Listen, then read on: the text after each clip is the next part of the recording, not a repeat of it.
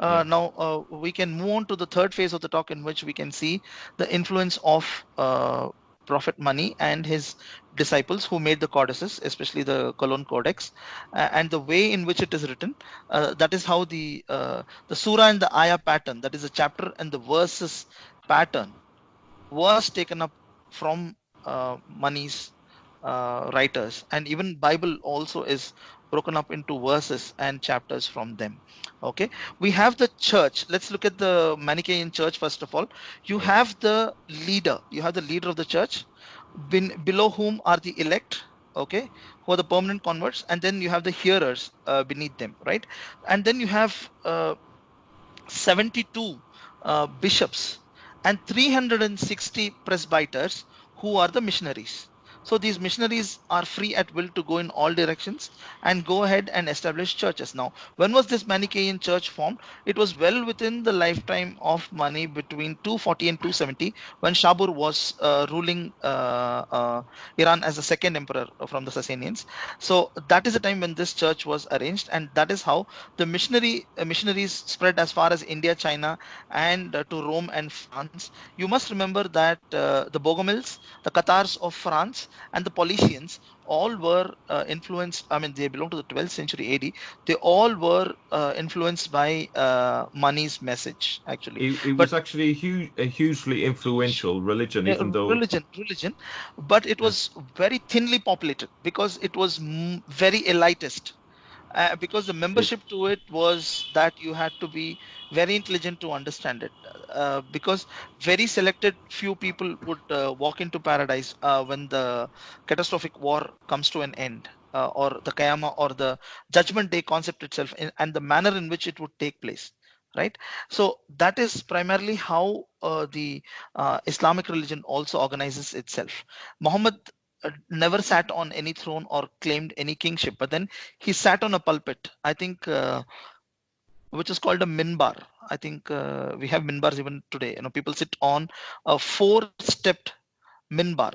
The four steps, the four steps stand for Noah, Abraham, Moses, Jesus, and the fifth step. So you have these four steps in the coin. Also, I think Mel, you would remember, we yes, had the yeah. coin. Yes, so we had the four steps in the pedestal.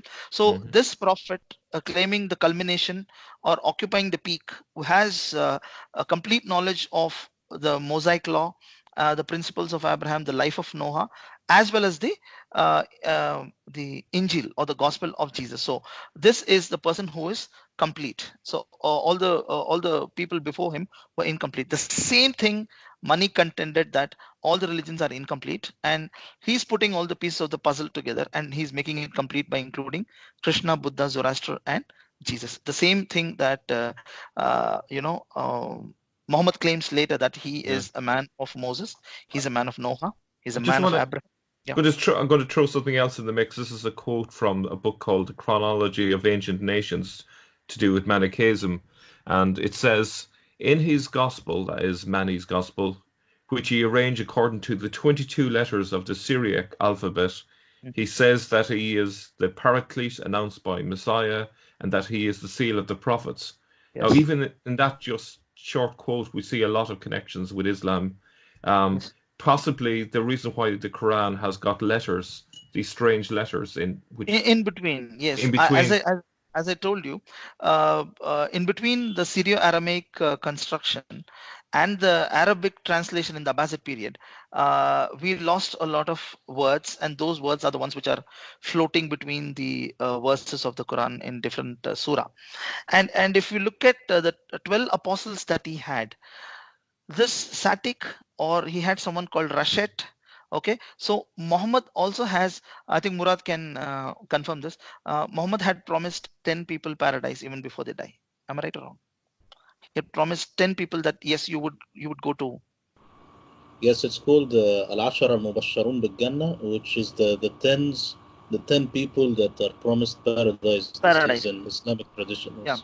Yeah, yeah. Murad, do you know that there are actually 12? Actually, he didn't mention the two because when he compiled the list of the 10 people, including Abdur Rahman, Zubair, Talha, Ali, Umar, Abu Bakr, Usman, tell me if I'm missing someone. Waqas, Saad bin Waqas. So, Sad Abu yeah, Saad ibn Waqas. So these 10 people were there.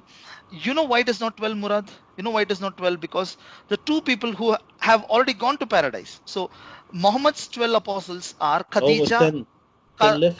10 Yeah, left. Only 10 left. 10 left out. The two are already Wow. went to the places. The two people are Khadija and Waraka.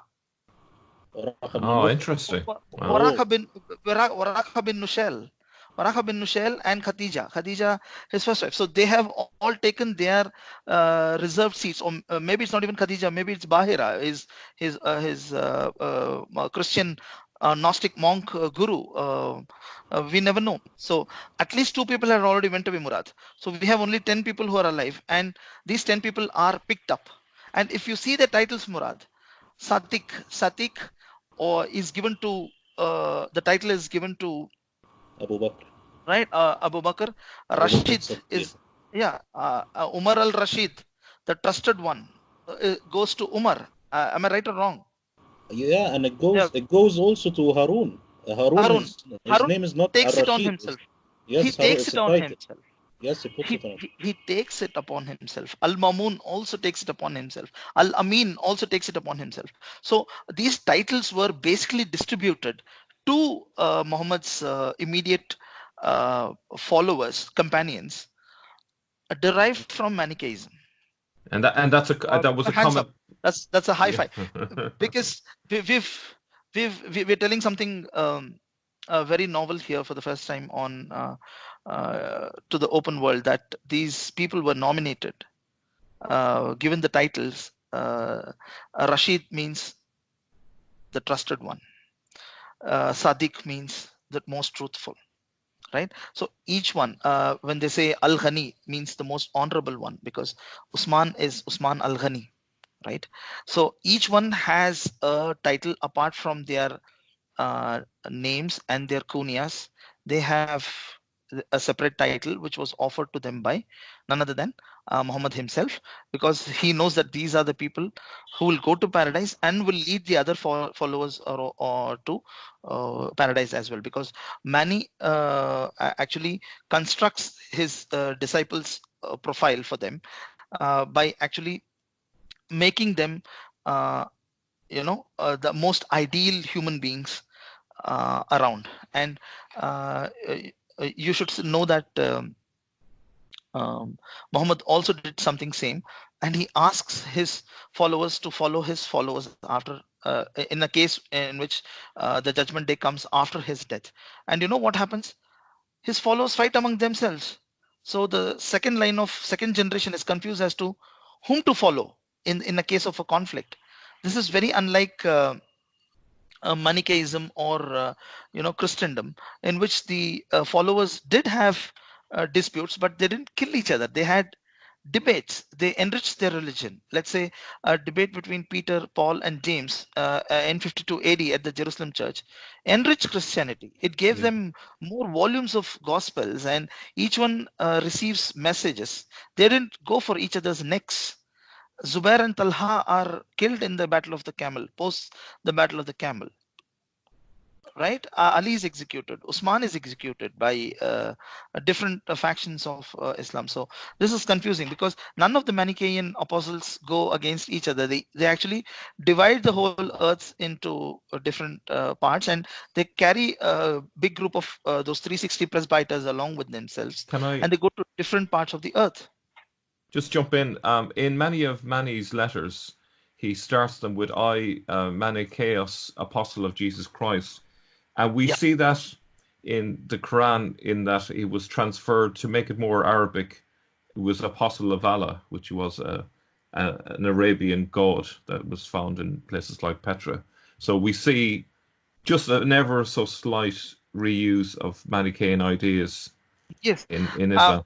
if you see, Mani actually claims that he was in the upper heavens listening to the message of Jesus. Let's see the Christology of Manichaeism. I'd like to put a short note here. Okay. Yeah.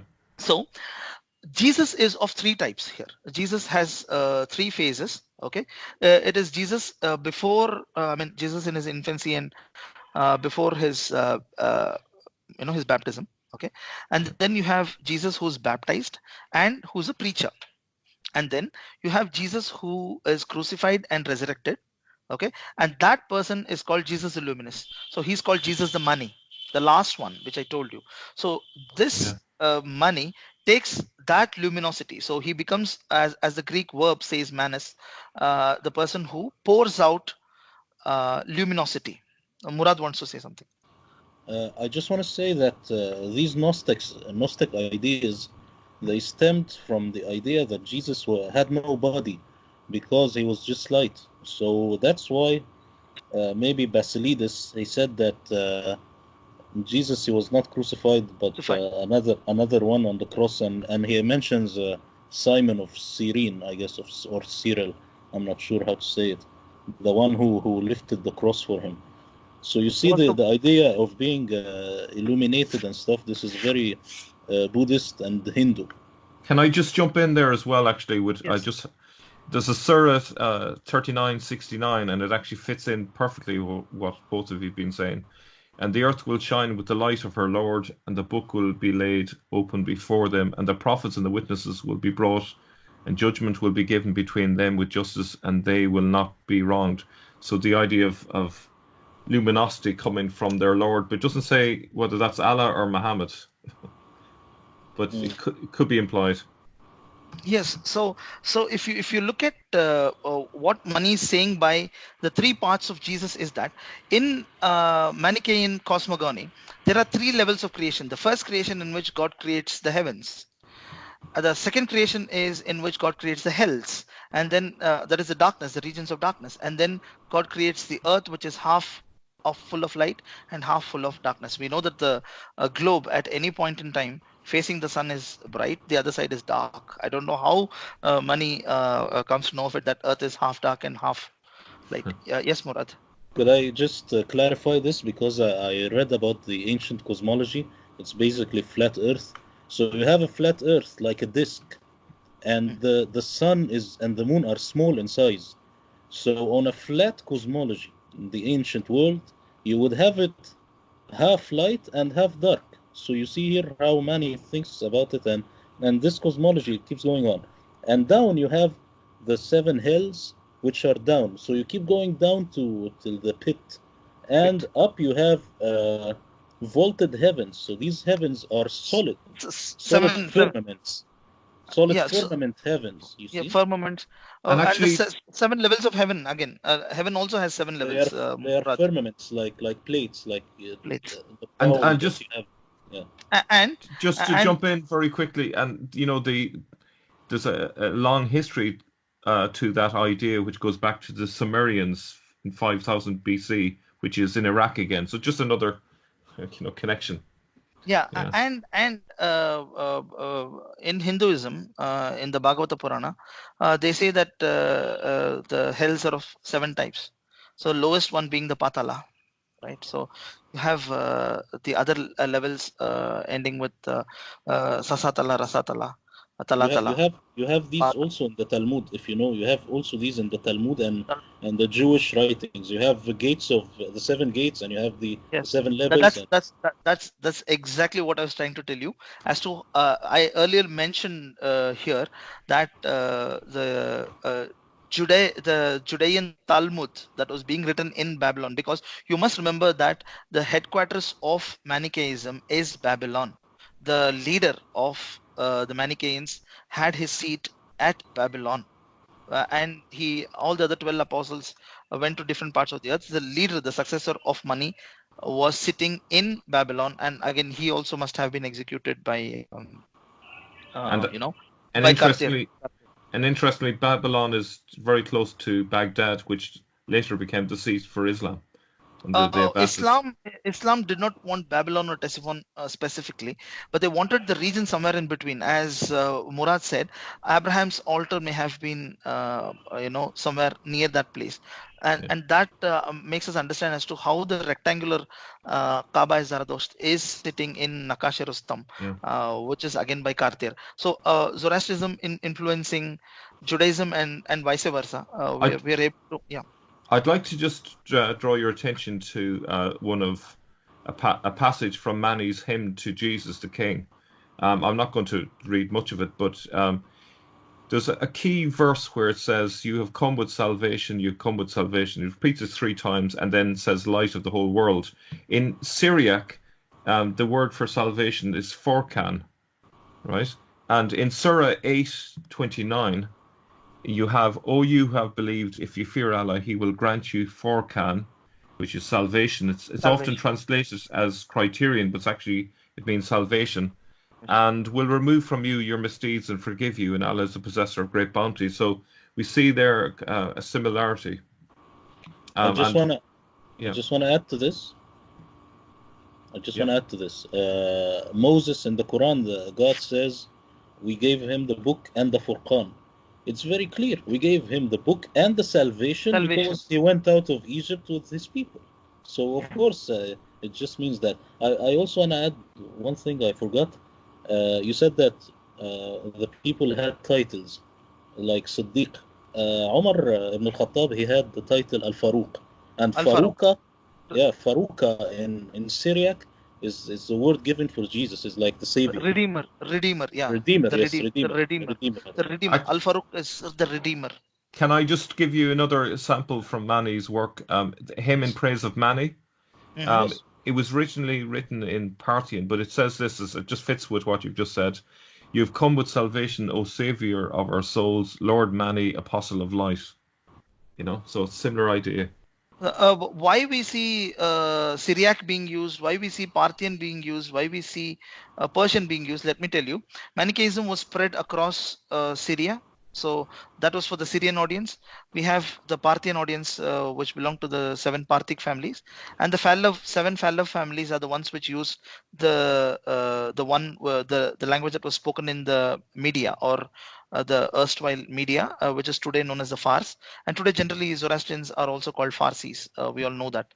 And we have Manichaean chronicles in Cantonese, in Chinese, Mandarin, as well as in Sanskrit, but most of them have been destroyed. And the vestiges, the last Manichaean temple is still there in China, in South China actually. They went to the ends of the world. So this concept of going to the ends of the world also was taken up by Islam.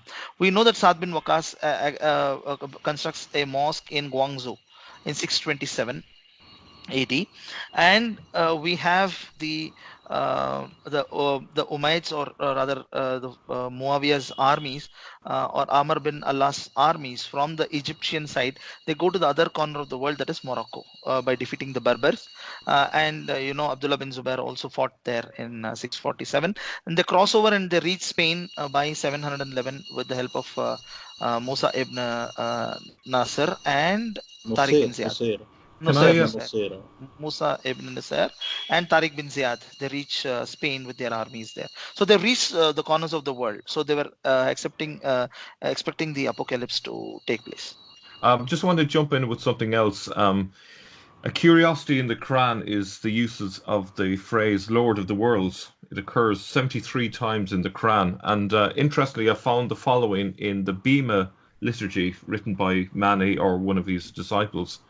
It says, "We bend our knees in deep veneration. We worship and praise the mighty God, the praise King, and Lord of the worlds of light, worthy of honor." Yes. Yes. According to So whose, so it's taken from th- Manichaean thank you. liturgies.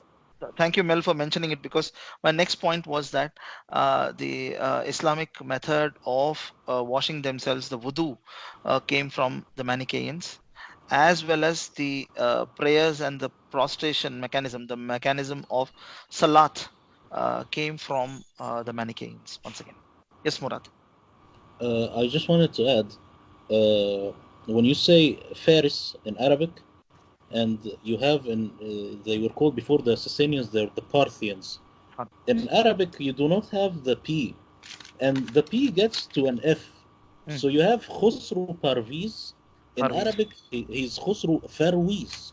So you turn the V into a W, and you turn this into the P into an F. So maybe Faris is Parthian. This Parthian. I just wanted to add this. Maybe this is exactly it. And what is your views on the Islamic wudu and the salat coming from Manichaeism? What do you feel about it? Because the Manichaean Church initially had a hymnology in which you had to sing few songs. Those are the songs that are being quoted by Mel now. They were sung with a kind of an intonation which was alien to Arabic. So it was very much close to Syrians and the Parthians, that they could intonate every verse that their hymners had written for them. So to make up for that, we have the Islamic call to prayer, that is the Adhan, that was that is a bidah actually. It came up in the Abbasid period, if you know, because initially Bilal, when he calls out for prayer, is actually he shouts out lines, he doesn't sing them. I think Murad would accept it. The song, the intonation comes into it, the Islamic call of prayer, because from the hymnology of the Christians and the Manichaeans, of course, and maybe the Mandeans also. But the method of washing themselves, I had mentioned the three methods of washing yourselves after your sexual act is called ghusl.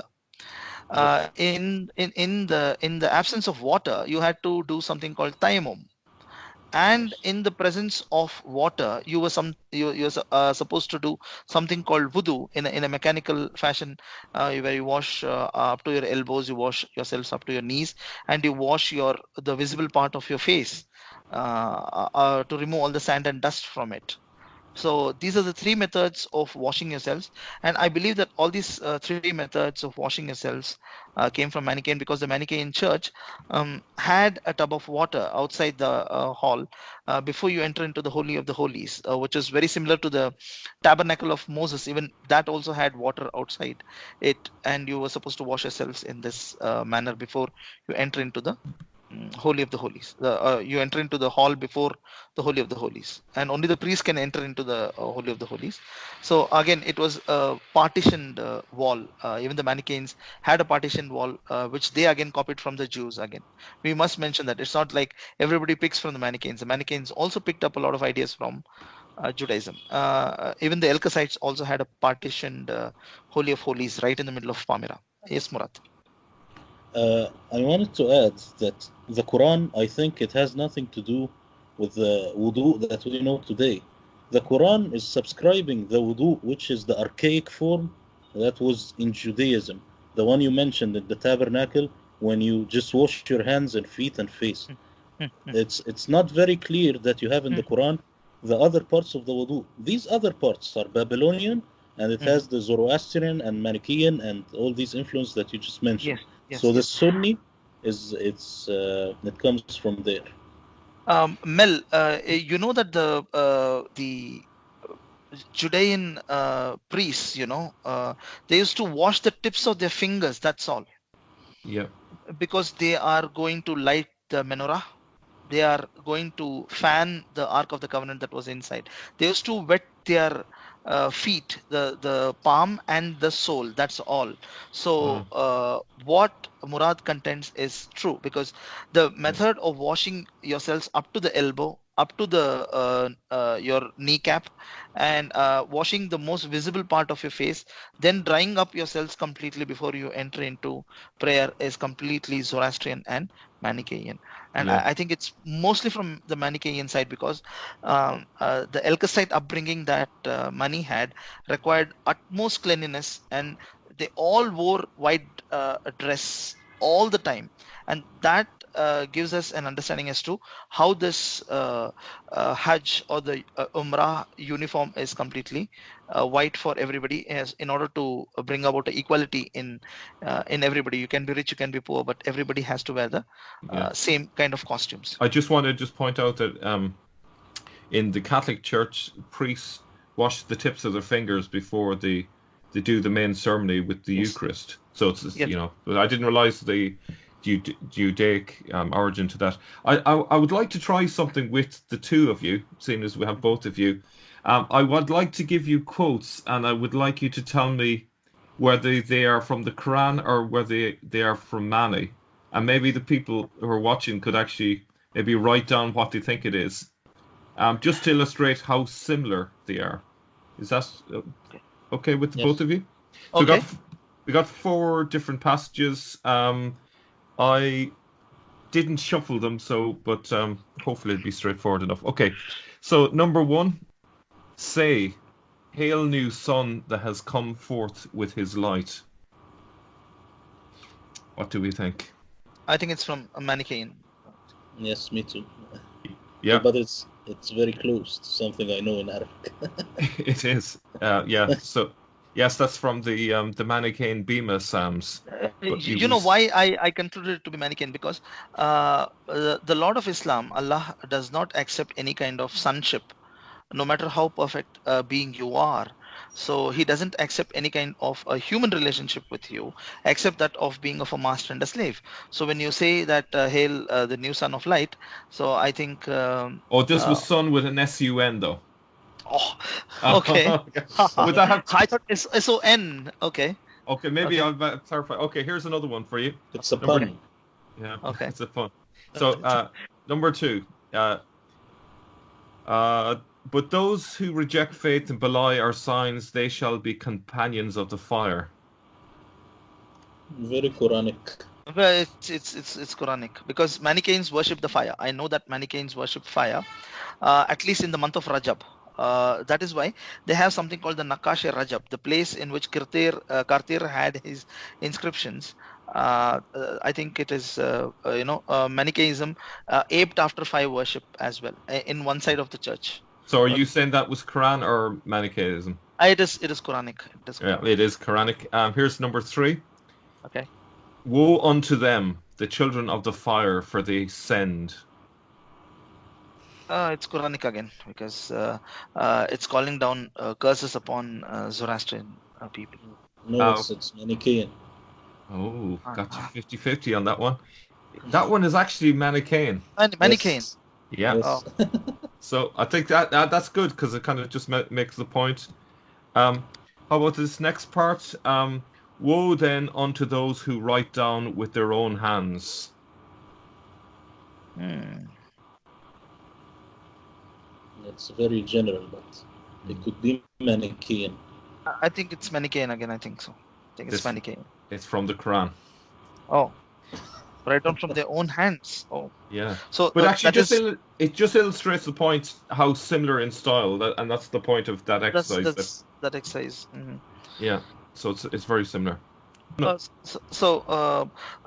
The similarities or the derivations from Manichaeism into Islam extends from their methods of prayer, their catechism, their call to prayer, the methods of washing, their scriptures, their dress.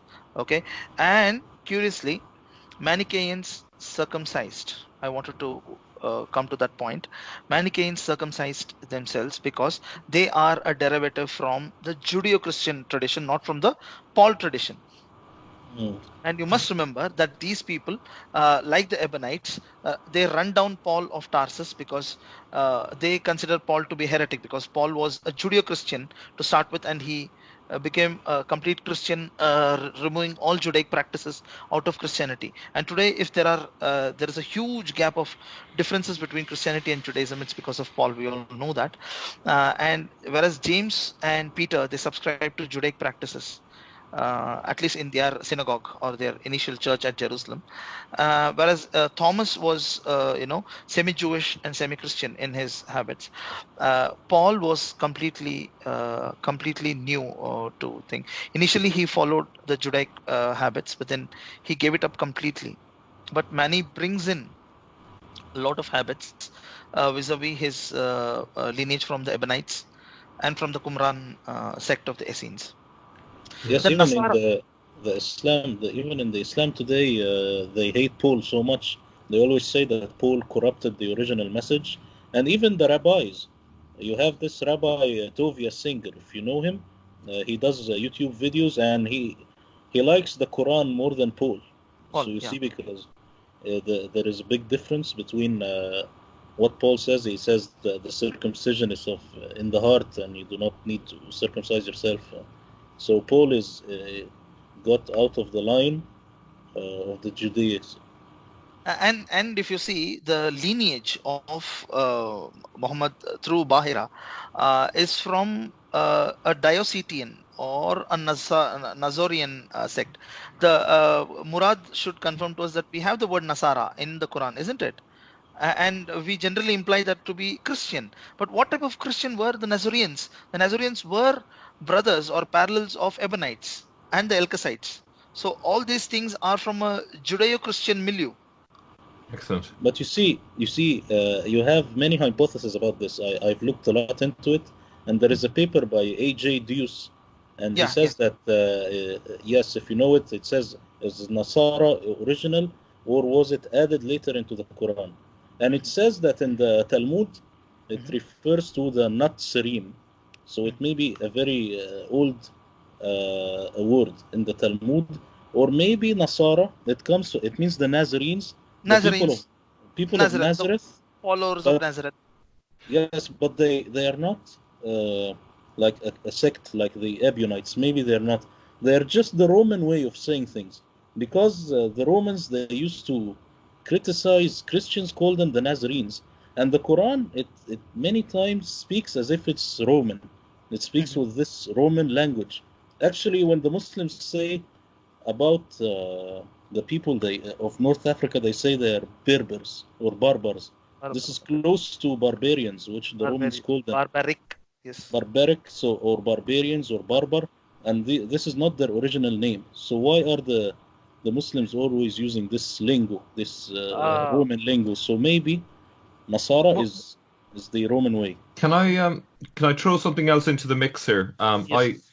I had a look at the teaching of Muhammad according to Sebius from the 660. So this is, our 640. earliest our earliest reference to his actual teaching that I can find, and I compared it with the teaching of Mani found in the Coptic Psalmbook. Okay, looking at just comparing them, just see how similar they are. So let me start with Sebius's quote, and then we'll look at Mani's just to give you an idea. So Sebius says, so Mahmed legislated for them not to eat carrion, not to drink wine, not to speak falsely, and not to engage in fornication. So we have one, two, three. I'll make that four things. Okay. In the Yes. Coptic Psalm book, just to compare it, it talks about that we lie not. So that's one of their prerogatives, that we lie not, and that fits in with Sebi's not to speak falsely. So that's similar. In this Coptic Psalm book, it talks about that we eat no flesh, and that fits in with Sebius's phrase not to eat carrion. It also talks about that we make ourselves pure, and it's interpreted as meaning chastity, and that fits in with not to engage in fornication. Now, it's not a perfect match because there's no reference to wine there, but you can see there that it's 75% similarity between the teaching in the Manichaean book and Sebius's depiction of what Muhammad taught. Yeah. And I'd like to make one more observation. Murad wants to say something. I just wanted to say that you have this prophet also, Mazdak, and I've read a paper in Yeah. Arabic Yeah. Yeah. about Mazdak and how similar he is to Muhammad. Mazdak was the first like communist, and I think Bala Proto-communist. knows this more. Yeah. Yeah. So He this was part, he was the late Sasanian figure of the 6th century, early 6th century, and he brought in a lot of reformation in the Zoroastrian society, which was more of clergy. It was more of clergy and dominated kind of a society in which the peasants or the traders or the artisans were not having their rights. So Mazdak was a kind of a Zoroastrian reformer. Who tried to overthrow the clergy, and was quite successful with the help of the support from Kabot, which is Emperor Qabar, Kabot. Kabad or Kabad. So I think the influence of Mazdakism on Islam is another topic for another day. I'd like to mention one more very important thing. The Manichaeans believed in baptism and they baptized. There was baptism in the Manichaean church, which is unlike Judaism and which is unlike Islam. Why Islam did not take up baptism is something Murad has to answer for us. But then why Manichaeism people took up baptism is something which I will answer now. One, they believe that John the Baptist is their prophet from the Elkasite origin of money, Elkasite upbringing of money. Second, you need a water source near you. It's as convenient as that to tell whether God told you to baptize or not to baptize. Okay, you must remember that the Manichaean origin is from the Euphrates and Tigris basin. So you have a lot of water there, so you can baptize people there at different levels of baptism. There are different types and different levels of baptism in the Manichaean church. And so Christianity and Manichaeism have that similarity, as against the Jews don't like baptism. And I don't know why Islam did not pick up baptism. It is one of the questions that keeps rankling in my mind. Murad. I have no clear answer. I don't know why, but I remember that Gabriel Sauma, when he read the names in Aramaic, he says that the name Abu Bakr, it means the baptized. Oh, So this is important to look at. And so the father of maybe, baptism, Abu Bakr, is father of baptism. Is it like that?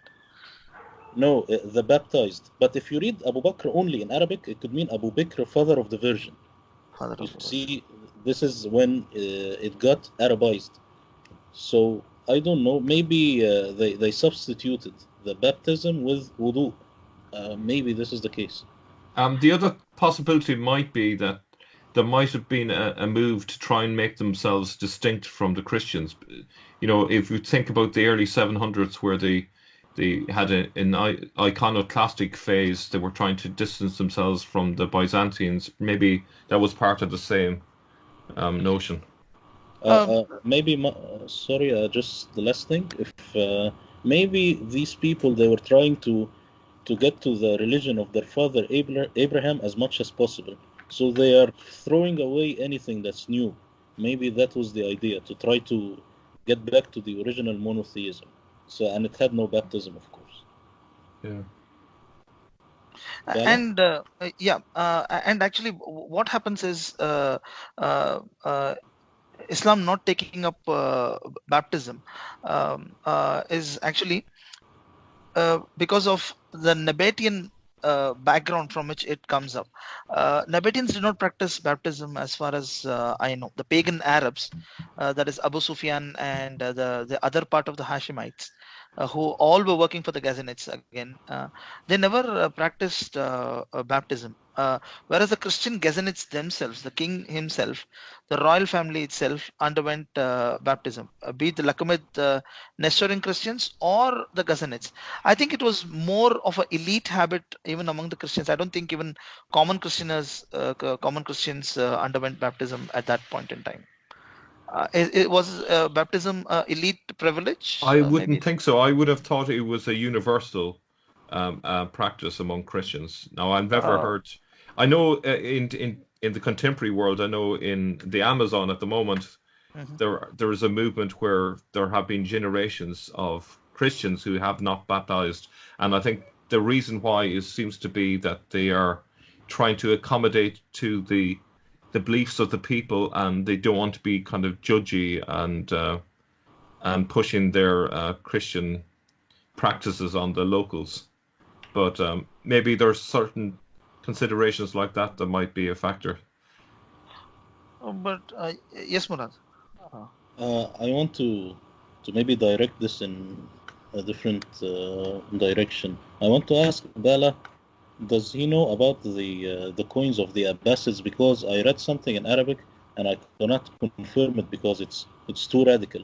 But it says that the last Sasanian mhm. kings are actually the first Abbasids, and they read what's on the coins, and it's not 100% Arabic. If I read the coin of Harun al-Rashid, I cannot read everything about it. It's very strange. When they read it Because in the it's Manichaean, when they read it in the Manichaean script, it Okay. makes sense, and Okay. actually it gives you the name Khosrow the Second. Mm-hmm. So I want to know, what does Bala think of this? Is Harun al-Rashid Khosrow the Second? And the other people, is Abu Bakr Kavad, is Omar Khosrow one, you see, and is Mazdak Muhammad. So you see, this is a twist. I don't know what Bala thinks of this. I think those people remodeled and refashioned their lives after the previous great men that had preceded them, and they modeled their lives and their lifestyle according to that. One might be inclined to think about, there is a book called, I mean, we'll be putting all our sources. I'll be putting all the sources that I'm referring from in the comment section. A proglonema to the history of Islamicate Manichaeism. There's a book like that. Okay, I think, if I'm not wrong, it's from John Reeves, I think. Uh, you should know, Murad, that the Abbasid Caliph Harun al-Rashid quelled Zoroastrianism completely.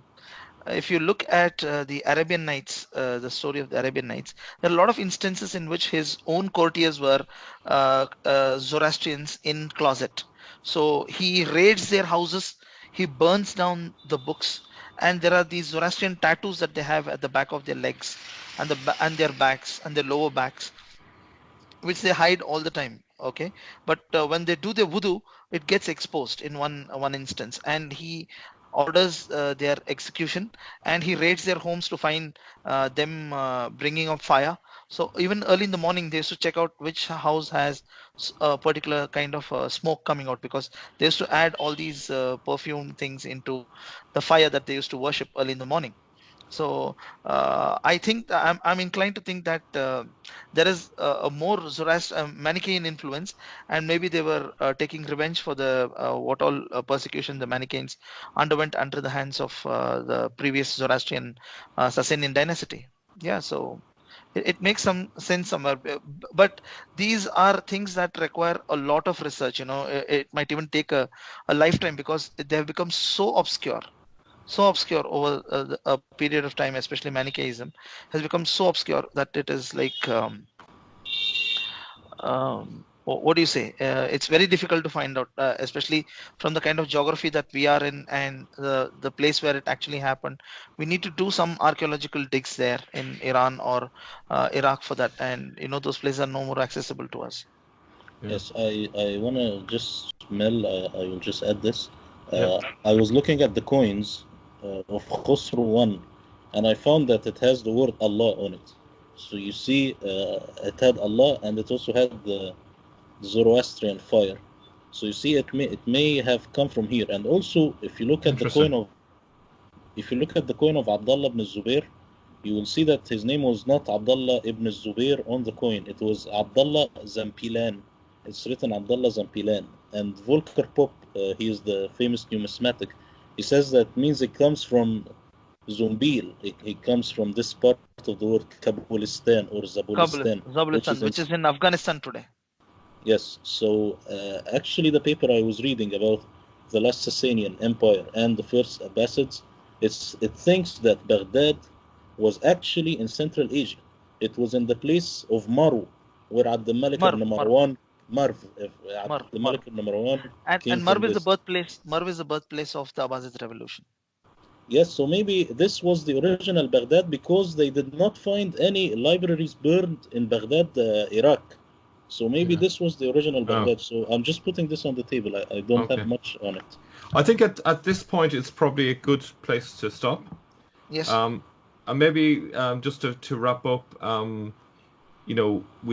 we started out looking at Manichaeism, and I suppose some of the material I wouldn't have heard before. Um, I had an idea that Manichaeism may have been a foundation stone, maybe a blueprint, a component in the formation of Islam. What is your take now that we've looked at the big picture in terms of how much of a role do you think it played in the creation of Islam that we know today? Me or Bella? Um, Um, uh, Bala, do you want to go first, maybe? yeah. As a conclusion, I just feel that Manichaeism had was very big at that point in time, and today it might not seem very significant, but I think I would go for a safe 30 or a 40% of influence on Islam, present day Islam. Okay. And Murad, what do you make Uh, of it? I think that I still have the opinion that Islam was basically a Christian heresy, but the Manichaean elements and the Zoroastrian, these were more in the tradition, not in the Quran. The Quran had more of a heretical Christian taste, more than the Manichaeans. And you have direct quotes from the Apocrypha and stuff. So Yeah. so the Manichaeism is stronger when it comes to the traditions more than the Quran, I guess. Yeah. My take on it is that it was the philosophy that underpinned the whole movement. It's formed the stitching between the Jewish and Christian ideas and many other Zoroastrian ideas. Without it, there was no sort of direction overall to Islam. So I think it helped to provide that basis. And the content then comes from other sources, as you mentioned, particularly the Christian heresy. And I think the Jewish element fits in as well with that, without it being necessarily contradicted. I think the most important thing Bala got today is the idea that Mani had these 12 like apostles and al-Ashra Mubashirun, which is the 10 of Muhammad, and there is also that there are only the 10 left. I really like this part. You know, before the video, I had been looking for any reference to Jibril among Manichaeism. I couldn't find it. So for me, the big one was the fact that you could confirm that Jibril was from. Was the heavenly twin of money. Yeah, that was epic, because that really just confirms the lineage there. Can I just add something? It's crazy. I read in the book of A.J. Deuce, which is the Great Leap Fraud Part 2. He says that maybe Gabriel of Sinjar is Gabriel. Sinjar, Jibril. Is Gabriel. He was the physician of Khusro Farviz, and he was the secretary of Shireen, the Queen Shireen, and they were the guardians of Nestorian Christianity when before everything went haywire. Yeah. So Yeah. maybe he was a person. He was not an angel. He was Could not an be. angel. Yeah. Fantastic. Well, thank you. So Oh yes, for me, go ahead. last one. For me, the takeaway from this is that money was a profound living influence on Muhammad and all the other 7 contemporary prophets of Muhammad. Yes, thank you. Well, I suppose there's probably one last comment. Maybe is who was the seal of the prophets? Was it Mani or was it Muhammad? That is for our commentators to comment in the live chat. Absolutely. Listen, thank you both. It's been an absolute pleasure, and I'm sure our viewers will really appreciate all the hard work. So thank you, guys. Thank you. Thank you.